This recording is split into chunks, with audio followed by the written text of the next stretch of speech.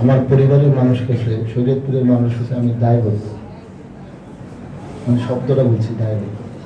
সেই দায়বদ্ধ থেকে আমি বলছি সেটা হলো আমাদের এখানে লোডশেডিং ছাড়া 24 আওয়ার্স বিদ্যুতের মানে অল্টারনেটিভ ওয়ে কি, এই ওয়েটা বের করার জন্য আমি মূলত আপনাদের লিখেছি।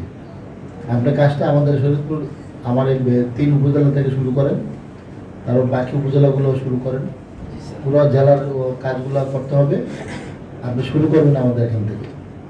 সেখানে আপনার কি কি লাগবে, ট্রান্সমিটার, আপনার ওভারহেড কেবল, আপনার লাইন, আপনার ডুয়েল লাইন, কি লাগবে, কি করতে হবে।